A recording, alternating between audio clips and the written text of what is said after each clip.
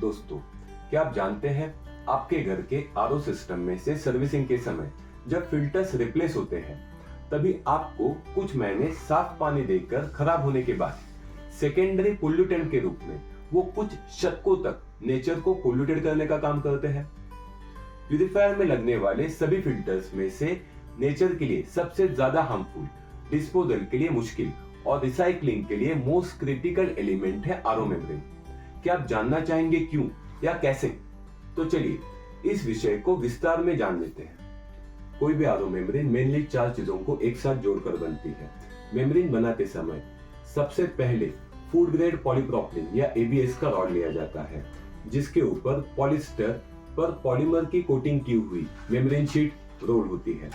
Membrane sheet के 2 layers को separate रखने के लिए उनके बीच पॉलिस्टर का नेट डाला जाता है और आखिर में मेम्ब्रेन शीट और नेट सेंट्रल रॉड के ऊपर टाइटली रोल होने के बाद उसके ऊपर लगता है बीओपी एडेसिव टेप।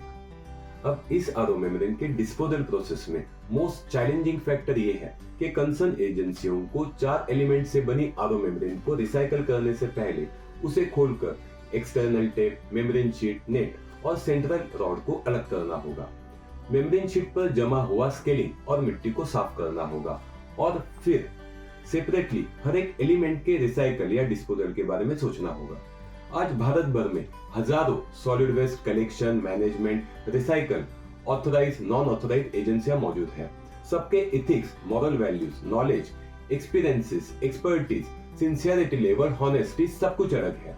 अब किसी एजेंसी के पास महीने की 5-15 मेम्ब्रेन पहुंची तो मोस्ट प्रोबेबली वो उन्हें सीरियसली नहीं लेंगे। अब इन हालातों में हम क्या कर सकते हैं?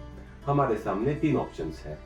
पहला ऑप्शन है मेन स्ट्रीम की तरफ सिर्फ हमारे बदलने से क्या होगा, ऐसा सोचकर पुरानी मेम्ब्रेन को सीधा घर के डस्टबिन में, कचरे में फेंक देना। दूसरा, मेम्ब्रेन को सुखाकर स्क्रैप वाले को देना, लेकिन स्क्रैप वाला इसे नहीं लेगा क्योंकि सामने से उसे मेम्ब्रेन के लिए पैसे नहीं मिलने वाले।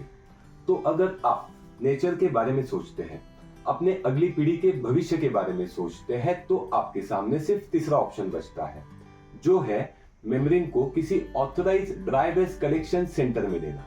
सिर्फ मेम्ब्रेन ही नहीं, आपके घर का ड्राई और वेट वेस्ट अलग रखकर घर का पूरा ड्राई वेस्ट इन एजेंसियों को देना। मैं खुद जिस बिल्डिंग में रहता हूँ वहां वेट और ड्राई वेस्ट अलग से कलेक्ट नहीं होता, तो मेरे घर का ड्राई वेस्ट मैं यहाँ अपने ऑफिस लेकर आता हूँ।